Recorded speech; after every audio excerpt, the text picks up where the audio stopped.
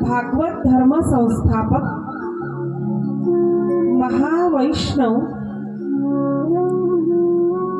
पंढरीश पांडुरंगाचे रडिवाळ भक्त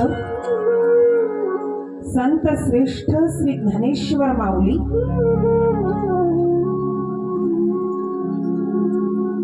वैराग्य रास रसज्ञ संत शिरोमणी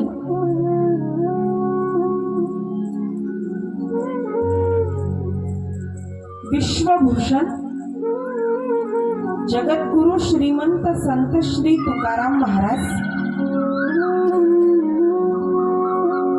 मानवतेचे महान पुजारी ब्रह्मलीन वंदनीय राष्ट्रसंत श्री तुकडोजी महाराज, निष्काम कर्मयोगी वैराग्य मूर्ती गाडगे बाबा,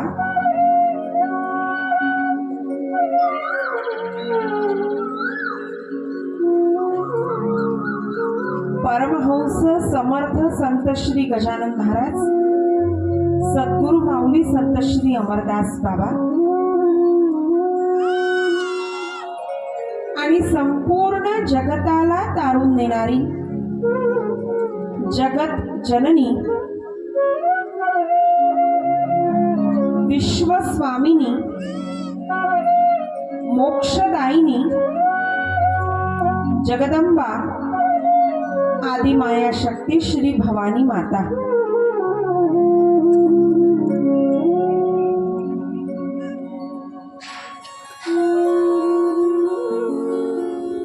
मराठी नवीन वर्षाच्या पावन मुहूर्तावर आयोजित श्रीमद भागवत कथा ज्ञान यज्ञ श्रवणाकरिता उपस्थित आपण मातृतुल्य पितृतुल्य भाग्यवान श्रद्धावान श्रोते मंडळी, आपण सर्वजण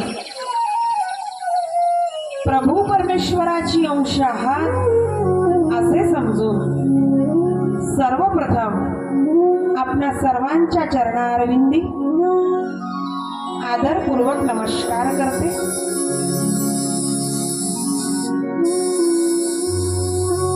आणि सत्राच्या सेवेला आरंभ करते।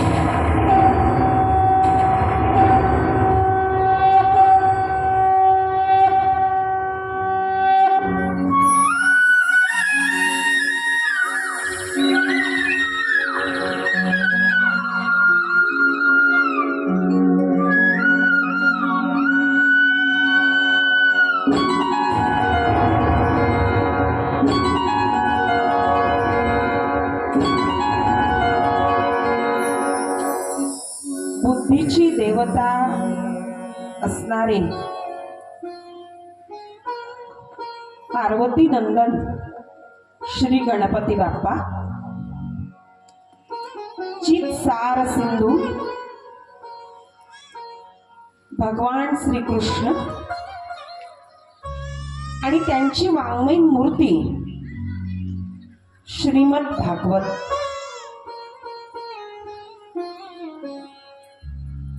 श्री क्षेत्र आव्हाने आणि या सुंदर पावन पवित्र अशा नगरामध्ये आज गुढीपाडव्याच्या पावन मुहूर्तावर संपन्न होऊ घातलेला हा श्रीमद भागवताचा ज्ञान यज्ञ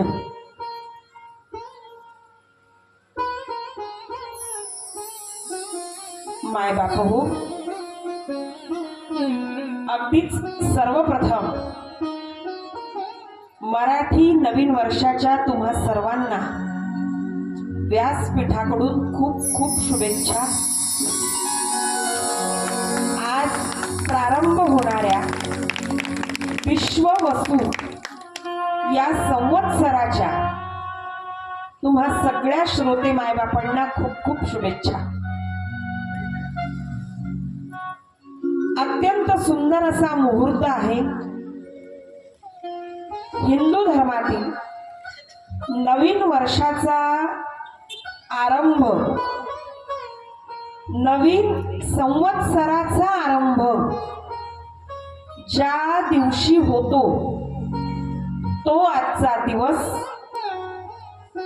भारतीयांच्या अस्मितेचा, संपूर्ण भारतीयांच्या मनामध्ये अपार श्रद्धा निर्माण करणारा, सर्वांच्याच आस्थेचा असा हा सुंदर सण म्हणजे गुढीपाडवा. गुढी उभारू नव्या आनंदाची, नव्या नात्याची. गुढी उभारू श्री गणेशाच्या कृपेची. गुढी उभारू श्रीमद भागवताच्या श्रवणाची. आणि यासोबतच आरंभ करूया मराठी नवीन वर्षाची गुढी उभारू, आरंभीच मराठी नववर्षाची. मंडळी, मराठी नवीन वर्ष म्हणजे चैत्र महिना, आणि या चैत्र महिन्याची पहिली तिथी आजची आहे. अत्यंत महत्वाचा समजला जाणारा आजचा हा सण गुढीपाडवा. आणि या सणाच्या मुहूर्तावर श्रीमद भागवताचं पावन पर्व, गुढीपाडव्याच्या महान पर्वावर आपण साजरं करीत आहोत. नवीन वर्षाची सुरुवातच, नवीन वर्षाचा आरंभच सत्संगाच्या श्रवणानं होणार आहे. श्रीमद भागवताच्या चिंतनानं, श्रीमद भागवताच्या श्रवणानं होणार आहे नवीन वर्षाचा आरंभ. तसं म्हणाल तर वसंत ऋतूचं आगमन होत असतं, आणि वसंत ऋतूच्या आगमनासोबत एक नाविन्य संपूर्ण निसर्गामध्ये स्फुरत असतं. यासोबतच अत्यंत उत्साहाचं वातावरण सगळीकडे या वेळेस असतं. आणि जिथं उत्साह आहे तिथं प्रसन्नता आहे, जिथं प्रसन्नता आहे तिथं पावित्र्यता आहे. आणि असा सुंदर पावन मुहूर्त श्रीमद भागवत कथा श्रवणासाठी आपण निवडला. 3.5 मुहूर्तापैकी एक, कदाचित माहित असेलच आपल्याला. 3.5 मुहूर्तापैकी एक म्हणजे नवीन वर्षाचा आरंभ गुढीपाडवा. 3.5 मुहूर्त सांगितलेत की नाही पंचांगात. हे मुहूर्त असे आहेत की या मुहूर्ताला कोणतंही शुभ काम करायचं असल्यास कुणाला विचारलं नाही तरी चालेल, किती वाजून किती मिनिटांनी मुहूर्त काढला नाही तरी चालेल महाराज. असे आपल्या पंचांगामध्ये दरवर्षी 3.5 मुहूर्त येत असतात. त्यापैकी सगळ्यात पहिला म्हणजे आजचा मुहूर्त तो गुढीपाडवा. त्यानंतर अक्षय तृतीया, त्यानंतर विजयादशमी म्हणजे दसरा, आणि त्यानंतर दिवाळी. पण बहुतेकदा असं होतं दिवाळी सांगितली जाते, पण तसं नाही. लक्ष्मी पूजन असतं ना, आणि लक्ष्मी पूजनाचा दुसरा दिवस असतो बघा, प्रतिपदा. म्हणजे दिवाळीचा पाडवा. असे 3.5 मुहूर्त. आणि अशा या 3.5 मुहूर्तापैकी आजचा एक अत्यंत महत्वाचा मुहूर्त, नवीन वर्षाचा आरंभ, मराठी नवीन वर्षाचा आरंभ, चैत्र महिन्याचा आरंभ. आणि चैत्र महिन्याच्या आरंभासहितच आपण श्रीमद भागवताचं श्रवण करणार आहोत. म्हणून चैत्रासोबत चैतन्याचाही आनंद, चैतन्याचाही आरंभ आपल्या जीवन प्रवासामध्ये होणार आहे. फार फार महत्व, ऐतिहासिक महत्व, पौराणिक महत्व आजच्या दिवसाला प्राप्त झालंय. श्रीराम प्रभू वनवास संपवून अयोध्येमध्ये आज परत आले होते आणि म्हणून घरोघरी गुढी उभारली होती. कारण गुढी म्हणजे विजयाचं प्रतीक, गुढी म्हणजे मांगल्याचं प्रतीक, गुढी म्हणजे पावित्र्यतेचं प्रतीक, आणि गुढी म्हणजे आम्ही हिंदुत्वाची स्वीकृती केली हा याचं प्रतीक, धर्माच्या आचरणाचं प्रतीक. श्रीराम प्रभू वनवास संपवून अयोध्येत आले आणि म्हणून त्या दिवशी घरोघरी गुढी उभारली आणि संपूर्ण अयोध्येमध्ये श्रीराम प्रभूंचं जय्यत स्वागत करण्यात आलं. आणि त्या दिवसाची आठवण, त्या दिवसाचं प्रतीक म्हणून गुढी पाडवा हा सण साजरा केला जातो. पण याच्याही तिकडे मागे जाऊन जर पाहिलं तर पुन्हा एक महत्वाचा प्रसंग, महत्वाची घटना, पुन्हा एक अलौकिक महत्व आजच्या दिवसाला आहे. ते असं की सृष्टीची रचना जेव्हा करण्यात आली, कुणाकडून? विधाता श्री ब्रह्मदेवांकडून. या संपूर्ण विश्वाचं निर्माण जेव्हा विधाता श्री ब्रह्मदेवांकडून करण्यात आलं ना, तो आजचा दिवस. म्हणजे विश्व निर्माण करण्यात आलं विधाता श्री ब्रह्मदेवांकडून, तो आजचा दिवस. विश्व निर्मितीचा पावन मुहूर्त श्री ब्रह्मदेवांकडून संपूर्ण विश्वाची, अखिल ब्रह्मांडाची रचना झाली ना, तो आजचा दिवस. अशा प्रकारे अत्यंत अलौकिक महत्व चैत्र महिना शुक्ल प्रतिपदा या दिवसाला प्राप्त झालंय. आजच्या दिवशी मराठी नवीन वर्षाची सुरुवात होते. चैत्र, वैशाख, ज्येष्ठ, आषाढ, श्रावण, भाद्रपद पाठांतरात नाहीये, पण ओळखीची नावं आहेत. हा, आता ते जानेवारी, फेब्रुवारी, मार्च, एप्रिल, हा, आणि त्याच्यामुळं ही नावं पाठांतरात नसली तरी ओळखीची मात्र आहेत. चैत्र महिन्यापासून सुरू होतं, मग तिकडे पौष, माघ, फाल्गुन, हा, असे हे आषाढ, श्रावण, कार्तिक, मार्गशीर्ष असे हे संपूर्ण 12 महिने. 12 महिन्याचा जो काळ असतो ना, त्याला आपण एक वर्ष म्हणतो. साल म्हणतात, साल, वर्ष म्हणतात. तुमच्याकडे काय म्हणतात? वर्ष म्हणतात ना. बोलता बोलता दैनंदिन व्यवहाराची जी आपली रोजची मराठी भाषा आहे, त्याच्यातून कित्येकदा साल हे शब्द येऊन जातं. म्हणजे यंदाचं साल बरं नाही बा, असं तसं वगैरे ते येऊन जातं. वर्ष 12 महिन्याचा काळ. पंचांगाच्या भाषेत त्याला संवत्सर म्हणतात. संवत्सर. पंचांग आपण पाहतो ना, तेव्हा बघा त्याच्यावर लिहिलं असतं संवत्सर. पंचांग सगळ्यांकडे नाही, पण कॅलेंडर आहे की नाही? हा, दिनदर्शिका आहे की नाही? सगळ्यांकडे असतेच ना.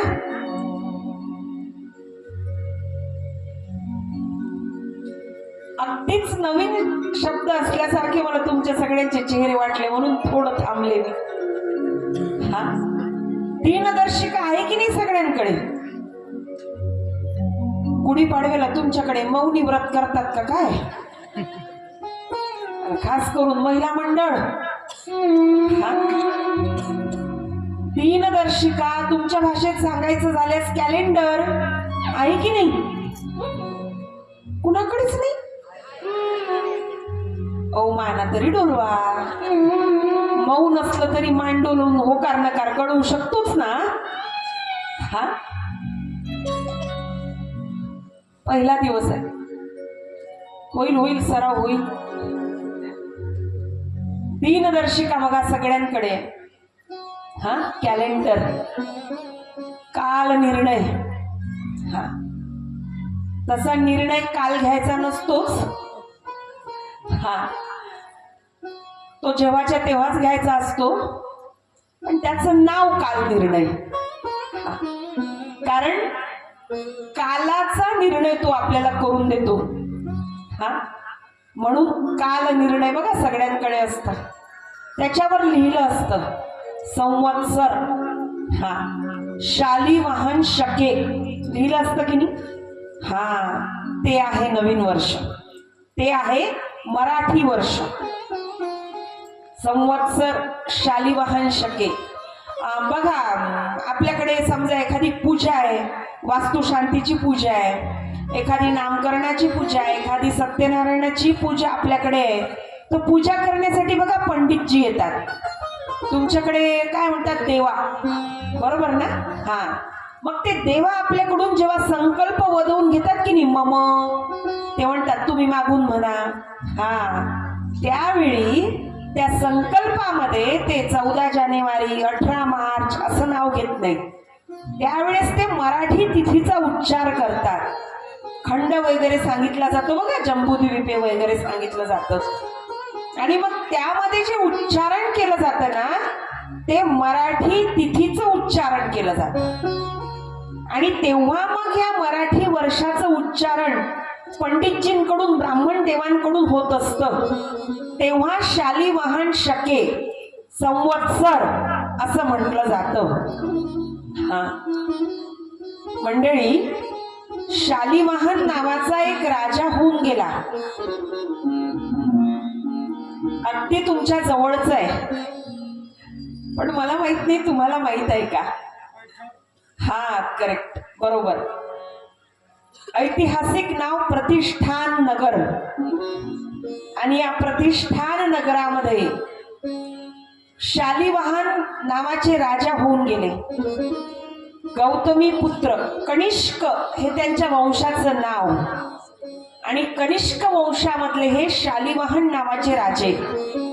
गौतमी पुत्र ते स्वतःला लावून घेत. म्हणजे त्या काळी सुद्धा मातृसत्ताक हा गौरव होता. गौतमी पुत्र सातकर्णी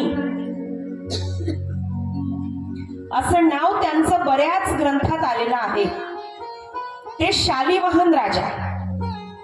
त्यांनी काय केलं, शक म्हणून जे त्यांचे शत्रू होते, म्हणजे दक्षिणेकडून आलेले, आणि त्या शकांवर विजय मिळवण्यासाठी त्यांनी काय केलं, 6000 मातीचे पुतळे बनवले. 6000 मातीचे पुतळे, सैनिकांसारखे ते दिसायचे. आणि मग मंत्रोच्चारानं त्या 6000 मातीच्या सैनिकांच्या पुतळ्यांना सजीव केलं. आणि त्या सगळ्यात मिळून या शकांवर विजय मिळवला. हा, या सगळ्या दक्षिणेकडून आलेल्या शकांवर म्हणजे शत्रूंवर विजय मिळवला. अतुलनीय अद्वितीय असा तो पराक्रम प्रतिष्ठानपूर म्हणजे पैठण इथं घडला, गोदामाईच्या तीरावर. आणि मंडळी, त्या शालिवाहन राजाच्या पराक्रमाची आठवण त्या शालिवाहन म्हणजे गौतमी पुत्र सातकर्णी या राजाने शकांवर मिळवलेल्या त्या पराक्रमाची, त्या विजयाची आठवण म्हणून त्या राजाने आजच्या तारखेपासून मराठी नवीन वर्षाची सुरुवात केली. हा, गुढीपाडवा, नवीन वर्ष, मराठी नवीन वर्षाची सुरुवात. आणि म्हणून मराठी नवीन वर्षाला जेव्हा जेव्हा आपण तिथीचं उच्चारण करतो, जेव्हा जेव्हा इसवी सणाचं म्हणजे साल कोणतं सुरू आहे, वर्ष कोणतं सुरू आहे, त्याचा जेव्हा आपण उच्चार करतो तेव्हा शालिवाहन शके म्हणजे शालिवाहन राजाने शकांवर मिळवलेला विजय आणि त्या विजयाची आठवण, त्या पराक्रमाची आठवण. आणि तेव्हापासून मराठी नवीन वर्षाला प्रारंभ झाला. आपण जे आता सांप्रत सुरू आहे की नाही 2025, याला आपण शालिवाहन शके म्हणत नाही, याला काय म्हणतो आपण? इसवी सन. याला काय म्हणतो? इसवी सन. हा, आणि येशू ख्रिस्ताच्या जन्माच्या सालापासून हे इसवी सन सुरू झालं. सन म्हणजे वर्ष, सन या शब्दाचा अर्थ वर्ष, आणि ईसा म्हणजे ईसा महिम म्हणजे देवदूत म्हणजे येशू, आणि म्हणून ते येशू, आणि मग ते येशू म्हणता म्हणता ईसा महिम, आणि म्हणून ते इसवी सन असं पडलं. आपण म्हणतो ना इसवी सन 1869, इसवी सन 1857, इसवी सन 1600, आपण म्हणतो की नाही. हा, ते हे इसवी सन आहे जे येशू ख्रिस्ताच्या जन्मापासून सुरू झालं. जानेवारी, फेब्रुवारी, मार्च, एप्रिल, हे जे डिसेंबर पर्यंतच आहे ना, हा, ते इसवी सन आहे. आणि जे आपलं मराठी आहे ते शालिवाहन शके. आणि या दोन मध्ये 78 वर्षाचा फरक आहे. आता वेगवेगळ्या ग्रंथात वेगवेगळं सांगितलंय, कुठं 77 सांगितलंय, कुठं 78 सांगितलंय, कुठं 75 सांगितलंय. तो अंदाजे आकडा त्यांनी मांडलेला आहे वेगवेगळ्या ग्रंथामध्ये. पण ढोबळ मनानं जर विचार केला तर या दोन्ही वर्षामध्ये 78 वर्षाचा फरक आहे. म्हणजे जे आपण रोज पाळतो ते इंग्रजी, आणि जे हे शालिवाहन शके आहे हे. हा, आणि पुन्हा एक मुद्दा आहे, सांगून टाकू का? विषयाचं विषयांतर होणार नाही. हा, ओघाओघानं विषय निघाला, अभ्यास सगळाच झाला पाहिजे ना. नेमकं एखादं प्रकरण सांगायचं, सुटायचं आणि पेपरमध्ये तोच प्रश्न यायचा महाराज. हा, असं कसं होईल, नाही का? शालिवाहन शके याच्या सोबतच पुन्हा एक मराठी वर्ष त्या दिनदर्शिकेमध्ये छापलेलं असतं. त्याचं नाव काय? विक्रम संवत. हा, वाचलंय ना? वाचलं असेल, नाही तर मग घरी जाऊन वाचा. विक्रम संवत. हा, आणि या विक्रम संवत्सराची सुरुवात राजा विक्रमादित्यने केली. आणि विक्रम संवत आणि हे इसवी सन या दोहोंमध्ये कमीत कमी 56-57 वर्षाचा फरक आहे. माहितीसाठी असू द्या, अभ्यासासाठी लक्षात असू द्या. आणि अशा प्रकारे मराठी नवीन वर्षाचा आरंभ आज होतो आहे. गुढीपाडवा हा सण संपूर्ण महाराष्ट्रभर नाही तर मंडळी संपूर्ण भारतभर आपण साजरा केला. विजयाचं प्रतीक ब्रह्मध्वज ज्याला म्हटलं जातं तो म्हणजे गुढीपाडवा. ती म्हणजे गुढी, कडुलिंबाची पानं, एक नवं कोरं वस्त्र, एक फुलाची माळ, बत्ताशाची गाठी, हे सगळं त्या गुढीवर लावलं जातं. नव कोर वस्त्र, गुढी म्हणजे ध्वज, गुढी म्हणजे पताका, मांगल्याचं प्रतीक, पावित्र्यतेचं प्रतीक, प्रतिष्ठेचं प्रतीक, ध्वजाचं प्रतीक. एकंदरीत गुढी म्हणजे ब्रह्मध्वज. नव कोर वस्त्र म्हणजे नवीन वर्षाची सुरुवात करायची आहे. नव कोर वस्त्र त्या गुढीला लावलं जातं, त्या गुढीला वाहिलं जातं, कारण आपल्या समृद्धीचं ते लक्षण आहे. नव कोर वस्त्र आपली समृद्धी दर्शवते महाराज. त्यानंतर कलश, कलश म्हणजे मांगल्याचं प्रतीक, कलश म्हणजे कुंभ, मांगल्याचं प्रतीक. त्यानंतर बत्ताशाची गाठी, म्हणजे तुमच्याकडे असंच करतात ना. हा, बत्ताशाची गाठी म्हणजे गोड चव, मधुरता. आणि सगळ्यात शेवटी कडुलिंबाची पानं. कडुलिंब, हा, लिंब जरी कडू असला तरी विषय गोड आहे बरं का. हा, विषय फार गोड आहे. वसंत ऋतूचं आगमन होत असतं, सोबतच उन्हाळा सुरू होतो. उन्हाळा म्हणजे धगधगतं ऊन. आणि अशा या उन्हाळ्याची सुरुवात या गुढीपाडव्याच्या दिवसानंतर होते, या गुढीपाडव्याच्या सणानंतर होते. म्हणजे उन्हामध्ये प्रखरता जाणवते, उन्हामध्ये उष्णता जाणवते. कडुलिंब आयुर्वेदाचा राजा आहे. कडुलिंब आयुर्वेदाचा राजा आहे.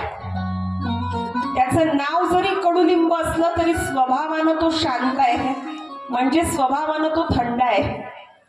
आणि म्हणून आयुर्वेद शास्त्र सांगते की उन्हाळ्यामध्ये, म्हणजे आजपासून इथून संपूर्ण उन्हाळा 4-2 कडुलिंबाची पानं आपल्या दातांनी चावावीत, जेणेकरून वातावरणामध्ये जी प्रखर ऊन आहे त्या उन्हीचा प्रभाव आपल्यावर होणार नाही. आयुर्वेदाचे जाणकार असतील की नाही, आयुर्वेद तज्ञ, त्यांना हा विषय माहीत असेल. आणि म्हणून आजच्या दिवशी हिंगाचं सेवन केलं जातं. आजच्या दिवशी कडुलिंबाच्या पाल्याचं प्रसाद म्हणून सेवन केलं जातं. हा, आणि मग आज कडुलिंबाची 4-2 पानं चावून चावून खाल्ली का, इथून पुढं सगळा उन्हाळाभर 1 दिवस आड, 2 दिवस आड, जसं जमेल तसं कडुलिंबाची 4-2 पानं चावत राहावी, चावत खावी, असा त्याचा नियम. म्हणून म्हटलं लिंब कडू असला तरी विषय गोड आहे. हा मंडळी, असा हा सुंदर गुढीपाडव्याचा सण आज आपण सगळ्यांनी साजरा केला. आणि अशा या सुंदर गुढीपाडव्याच्या पावन मुहूर्तावर आज नवीन वर्षाच्या सुरुवातीला भगवान श्री गणपती बाप्पांची कृपा आपल्यावर संपूर्ण वर्षभरासाठी व्हावी, या पवित्र आणि पावन हेतून श्रीमद भागवताच्या ज्ञान यज्ञाचा श्री गणेशा आज आपल्या या पावन नगरामध्ये, आव्हाने नगरामध्ये होत आहे. श्री गणेशाची कृपा वर्षभर आमच्यावर झाली पाहिजे, कारण आज नवीन वर्षाचा श्री गणेशा, गणेशाच्या कृपेनं आणि श्रीमद भागवत या ज्ञान यज्ञाचा सुद्धा श्री गणेशा, आणि म्हणून श्री गणेशाच्या कृपेचा सुद्धा श्री गणेशा सगळ्यांच्याच आयुष्यात व्हावा, यासाठी अत्यंत सुंदर भावानी, मनाच्या एकाग्र चित्ताने गणेशाची कृपा मागत मागत श्रीमद भागवताचं श्रवण आपणा सगळ्यांना इथं करायचं आहे.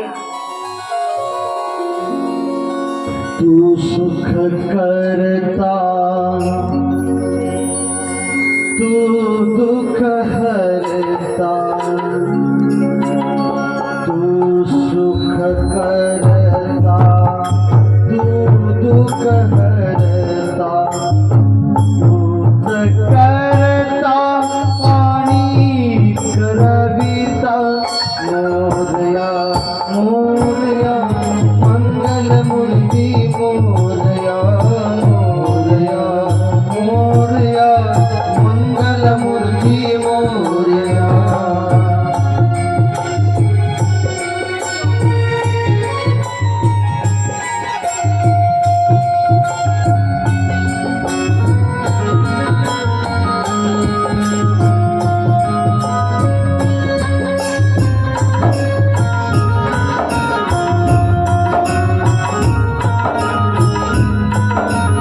गणपती बाप्पा मोरया.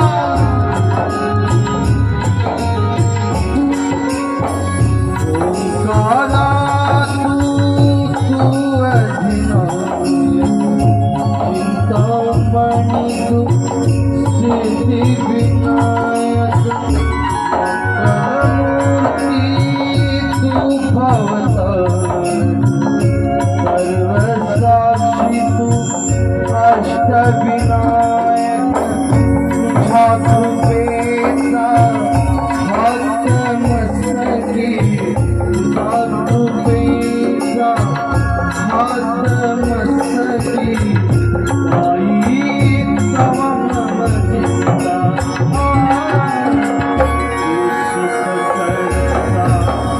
तू सुख करता तू सुख करता तू सुख करता तूच करता आणि करविता मोरया मोरया मंगलमूर्ती मोरया मोरया मोरया मंगलमूर्ती मोरया. जय हो जय सर्वांना.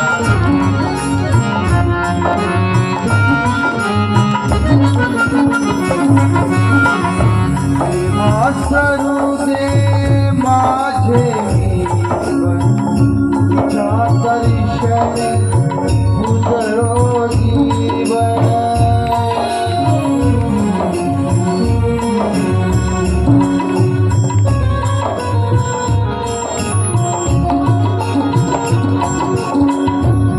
वासरू दे माझे जीवन तुझ्या दर्शने उजळो जीवन. नित्य कळावे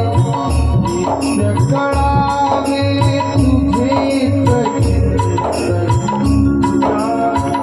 तुझे आई भूषण सदैव राहो ओठावरती सदैव राहो ओठावरती तुझी करे गुणगान.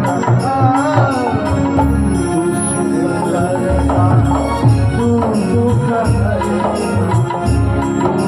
करता आणि करविता मोरया मोरया मंगलमूर्ती मोरया मोरया मोरया मंगलमूर्ती मोरया मोरया मंगलमूर्ती मोरया मोरया मंगलमूर्ती मोरया मोरया मोरया मंगलमूर्ती मोरया मोरया मंगलमूर्ती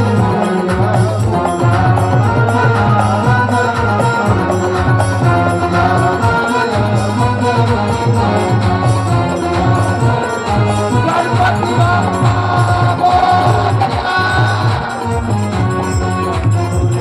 मोरया मंगलमूर्ती मोरया.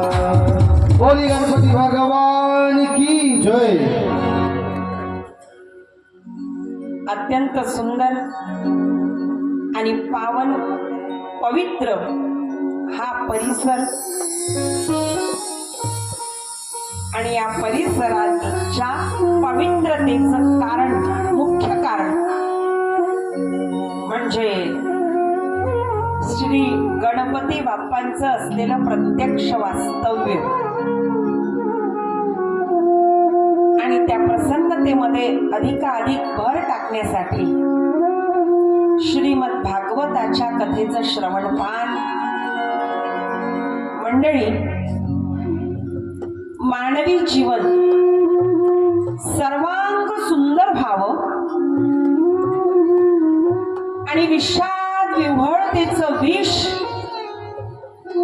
मानवी जीवनातून नाहीसं व्हावं, मनुष्य जीवन सर्वांग सुंदर व्हावं, आनंदीमय व्हावं, साधारण अतिसाधारण माणसाला समाधी सुखापर्यंत पोचता यावं यासाठी सगुण भक्तिमय गाथा म्हणजे श्रीमद भागवत नावाची गंगा श्री व्यासांच्या मुखारविंदामधून या भूलोकी अवतरित झाली. श्रीमद भागवतामधून भक्तीची प्राप्ती होते. श्रीमद भागवतामधून मुक्तीची प्राप्ती होते. श्रीमद भागवतामधून सद्गती प्राप्त होते. श्रीमद भागवताच्या श्रवणानंतर उद्धाराचा मार्ग सापडतो. श्रीमद भागवताच्या श्रवणानंतर उद्धाराचा मार्ग सापडतो. श्रीमद भागवताच्या श्रवणाने अंतःकरणात भगवान श्री कृष्णाचं वास्तव्य प्रतिष्ठापित होतं आणि म्हणून श्रीमद भागवताला अलौकिक आणि अत्यंत दिव्य अनन्यसाधारण असं महत्व प्राप्त झालेलं आहे. कसं आहे ना मंडळी, सगळ्यात पहिल्यांदा वेदांची रचना झाली. वेदांची रचना झाली, पण वेद समजायला कठीण आहेत. कारण वेदामध्ये आमूलाग्र असं तत्वचिंतन मांडलंय. तत्वचिंतनाच्या श्रवणाची फलश्रुती आहे समाधी. वाक्य पुन्हा एकदा सांगते, नीट ऐका बरं. तत्वचिंतनाच्या श्रवणाची फलश्रुती आहे समाधी. म्हणजे सोपं करून सांगू का, जेव्हा जेव्हा तत्वचिंतनाचा आश्रय घेतो आपण, जेव्हा जेव्हा तत्वचिंतन ऐकतो आपण, तेव्हा तेव्हा जीव समाधी पर्यंत जातो. नवे नवे त्यांनी तिथं पोचावंच. हे तत्वज्ञानाचं आहे जे वेदामध्ये सांगितलंय. झालं काय मंडळी, आपण सगळी सामान्य बुद्धीची माणसं. तुम्ही हा शब्द नाही वापरला, आपण सगळी. आणि शेवटच्या दिवसपर्यंत आपण हा शब्दच कायम राहणार आहे. आपण सगळी सामान्य बुद्धीची माणसं आहोत. साधारण प्रपंच करणारी प्रपंची माणसं आपण सगळी आहोत.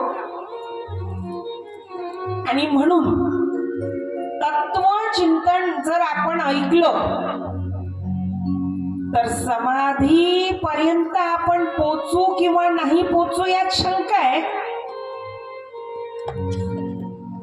पण गाढ झोप लागल्याशिवाय राहणार नाही हो.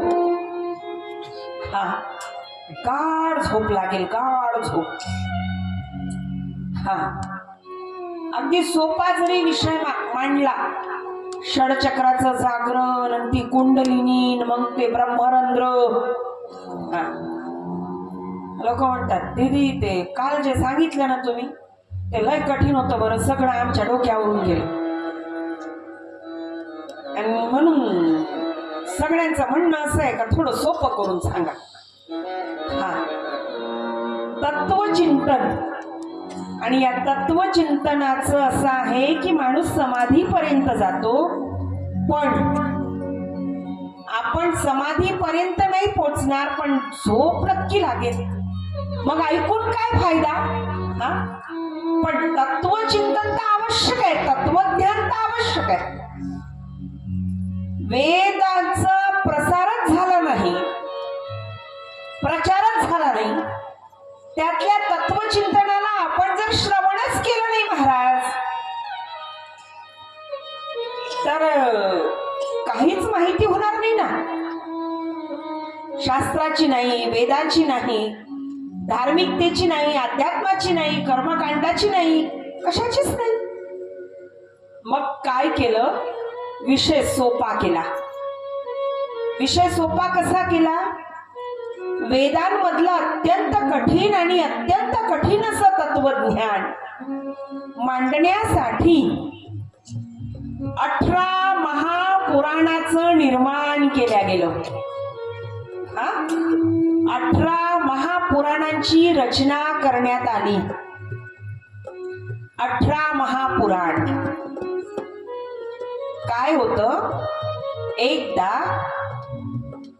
सगळे ऋषीमुनी, सगळे ऋषीमुनी श्री ब्रह्मदेवांकडे जातात आणि ते ऋषीमुनी ब्रह्मदेवांना सांगतात की अशा भूतलावर अशी एक तरी सुरक्षित जागा तुम्ही आम्हाला सांगा. भूतलावर म्हणजे पृथ्वीवर अशी एखादं तरी सुरक्षित स्थान तुम्ही आम्हाला सांगा, जेणेकरून आम्ही हजारो वर्ष, किती, हजारो वर्ष सत्संग ऐकू शकलो पाहिजे, यज्ञ याग सगळं आम्ही करू शकलो पाहिजे, होम हवनादी आम्ही सगळं करू शकलो पाहिजे. आणि म्हणून आम्हाला, कारण काय होतं ना, हे सगळे ऋषीमुनी यज्ञ करायसाठी बसले का अत्यंत क्रूर महाभयंकर राक्षस तिथे यायचे आणि हे सगळं यांचं निस्तनाभूत करून टाकायचे. ऋषीमुनी सगळे यज्ञ करायला बसले का यांच्या आश्रमाची जाळपोळ काय करायची, यांच्या सगळ्यांना जीवानं मारून सुद्धा टाकायचे राक्षस ऋषीमुनींना.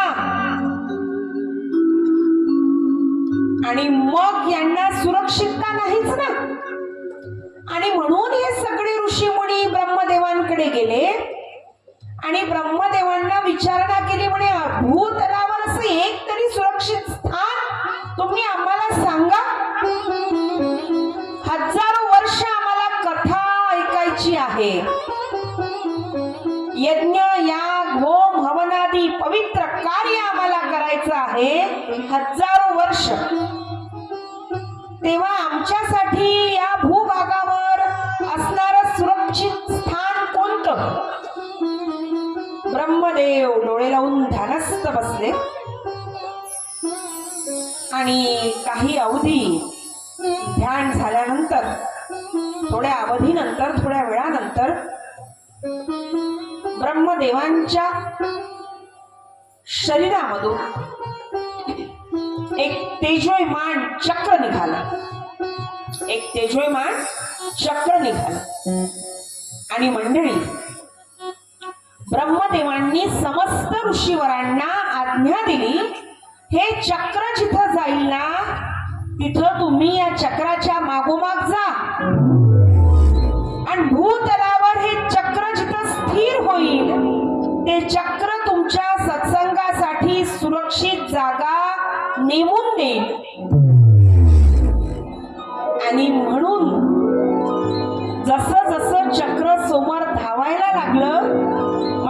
तसे तसे सगळे ऋषीमुनी त्या चक्राच्या मागोमाग.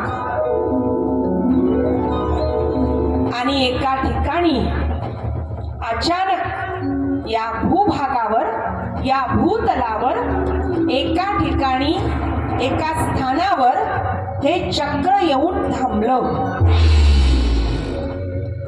हे चक्र जिथं पडलं जमिनीवर, तिथं कुंड तयार झालं. आणि म्हणून या स्थानाचं सगळ्यात पहिलं नाव चक्रतीर्थ. कुंड तयार झालं, जल प्रवाहित व्हायला लागलं. जल म्हणजे तीर्थ, चक्राने तयार केलेलं तीर्थ. आणि म्हणून या स्थानाचं सगळ्यात पहिलं नाव चक्रतीर्थ असं पडलं. मंडळी, त्या ठिकाणी ऋषी मुनी थांबलेत. आणि तेच स्थान आपल्यासाठी योग्य आहे. ब्रह्मदेवाचा हाच संकेत आहे. आणि म्हणून सगळ्या ऋषीमुनींनी त्या स्थानाची निवड केली. कशासाठी? हजारो वर्ष सत्संग श्रवण करण्यासाठी, होम हवनादी पवित्र कार्य करण्यासाठी. आणि सगळ्यात पहिल्यांदा या सगळ्या कार्याची सुरुवात सत्यनारायण म्हणजे श्री विष्णुदेवाच्या पूजेनं झाली. सत्यनारायणाची पूजा तुमच्याकडे करतात ना?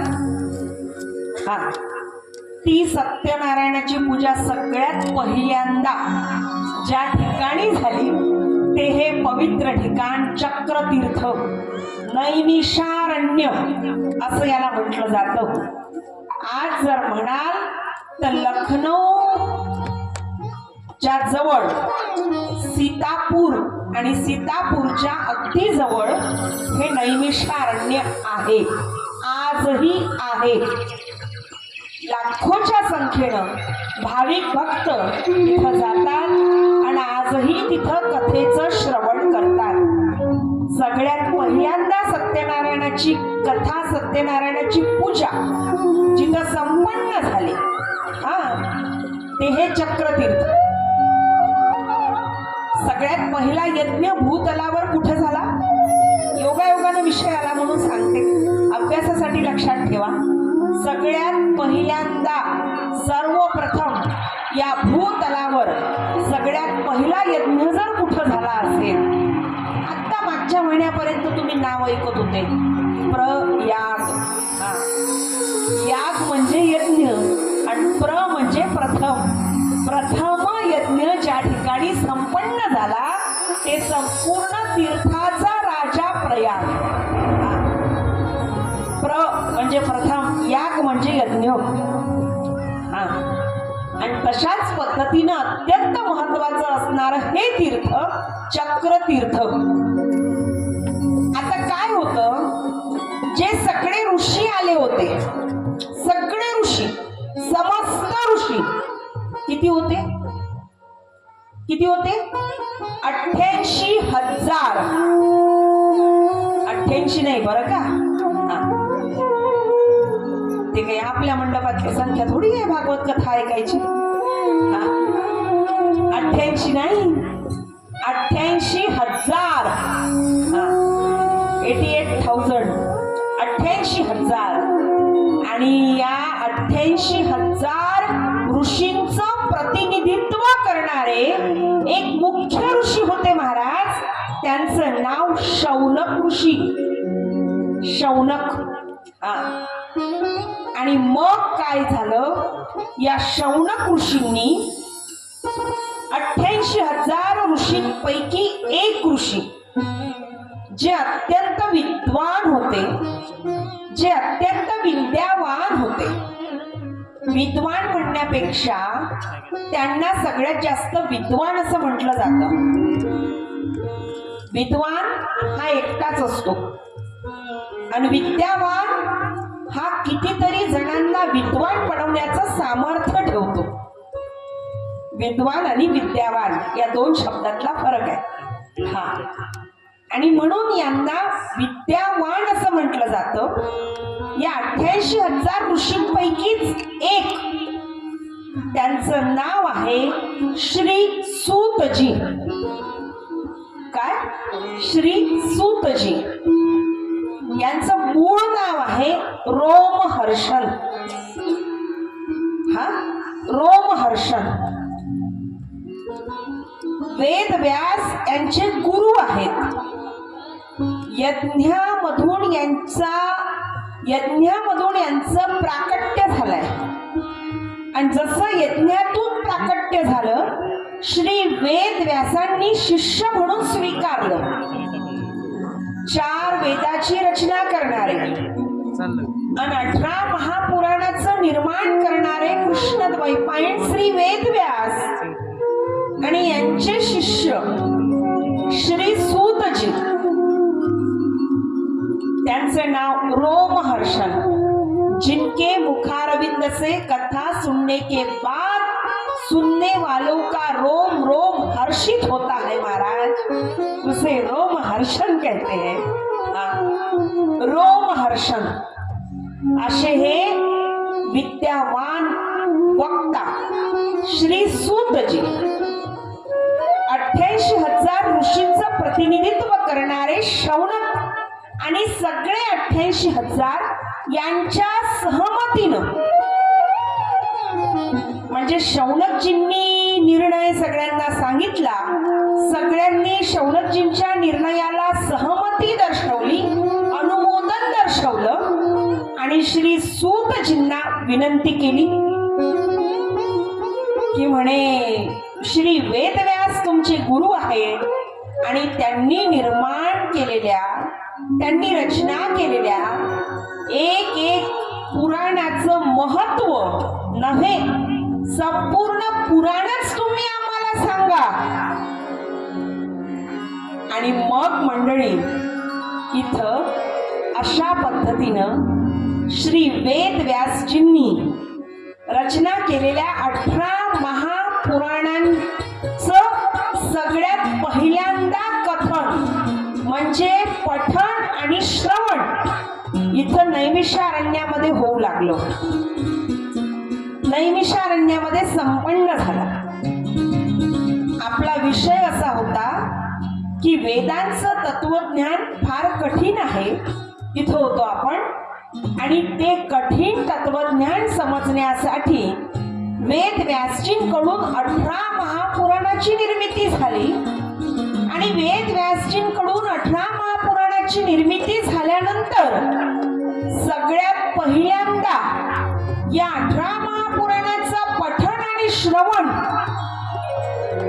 श्री सूतजींच्या द्वारे नैमिषारण्यामध्ये संपन्न झालं. बघा ना तुम्ही, कोणतंही महापुराण घ्या, म्हणजे गरुड पुराण, 18 आहेत की नाही, गरुड पुराण, त्याच्यानंतर ब्रह्मवैवर्त पुराण, त्याच्यानंतर ब्रह्मपुराण, मद्वयम म्हणजे म या अक्षरानं सुरू होणारी 2 पुराणं, मत्स्य पुराण, मार्कंडेय पुराण, भद्वयम म्हणजे भ या अक्षरानं सुरू होणारी 2 पुराणं, भविष्य पुराण आणि भागवत पुराण, ब्रत्रयम ब्र या अक्षरानं सुरू होणारी 3 पुराणं, ब्रह्मपुराण, ब्रह्मांड पुराण, ब्रह्मवैवर्त पुराण, व चतुष्टम म्हणजे व या अक्षराने सुरू होणारी 4 पुराणं, वामन पुराण, वायू पुराण, वराह पुराण, विष्णू पुराण. आणि यानंतर नारद पुराण, लिंग पुराण, कूर्म पुराण, पद्म पुराण, स्कंद पुराण आणि सगळ्यात शेवटी गरुड पुराण. याचा अनुक्रमांकही शेवटचा आहे, वाचायचंही शेवटीच लागतं, वाचावंही शेवटीच लागतं. फक्त ज्याच्या शेवटी वाचला जातो तो नसतो.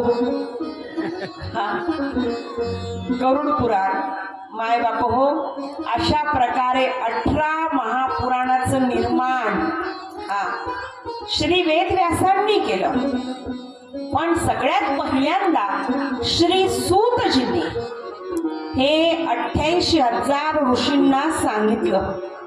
मला सांगायचं हे आहे की यापैकी 18 पैकी कोणतंही पुराण तुम्ही घ्या वाचायला. स्कंद पुराण, पद्मपुराण, भविष्य पुराण, ब्रह्मवैवर्त पुराण कोणतंही घ्या.